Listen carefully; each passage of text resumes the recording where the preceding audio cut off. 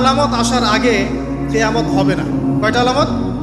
10টা। এই 10টা আসার আগ পর্যন্ত কিয়ামত হবে না নিশ্চিত থাকতে পারেন, কিন্তু এই 10টা কবে চলে আসবে এর কোনো গ্যারান্টি আছে?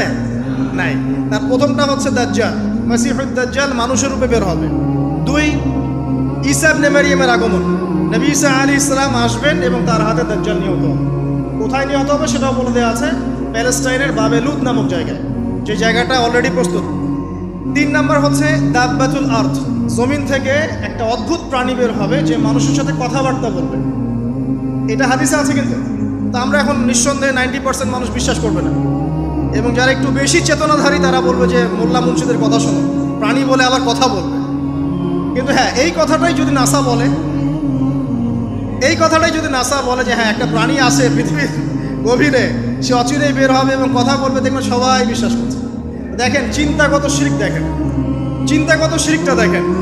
যখন আমরা ওইসব মিডিয়া থেকে কোনো কথা আসে আমরা নিশ্চিন্তে নির্দ্বিধায় বিশ্বাস করি। আল্লাহ পাক হাদিসে বলছেন, নবী হাদিসে বলছেন দাব্বাতুল আরদ বের হবে, মানুষের সাথে কথাবার্তা বলবে, মানুষ বিশ্বাস করতে চায় না। আর কি?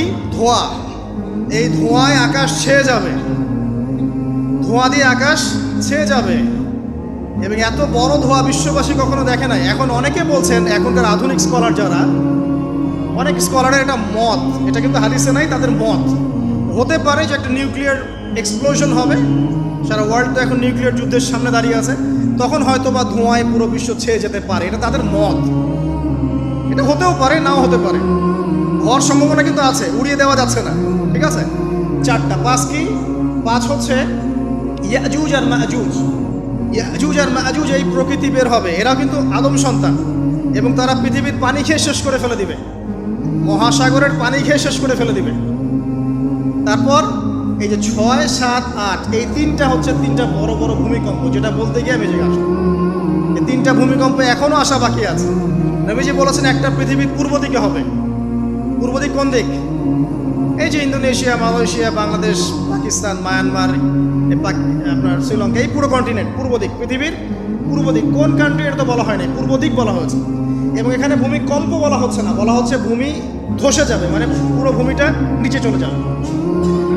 এখন যারা এগুলো নিয়ে গবেষণা করেন তারাও কিন্তু সেম কথাই বলছেন, খেয়াল করে দেখেন। তারা হয়তো বিজ্ঞান দিয়ে ব্যাখ্যা করছেন, কিন্তু হাদিসে কিন্তু এটা বলা আছে।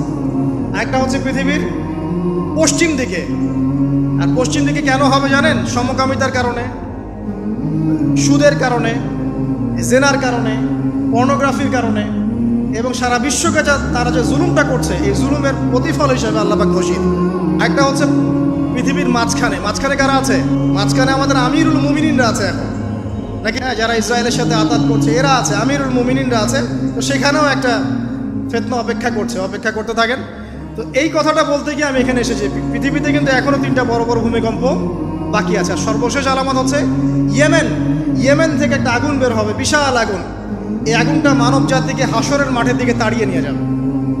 এই 10টা আলামত না আসা পর্যন্ত কিয়ামত হবে না।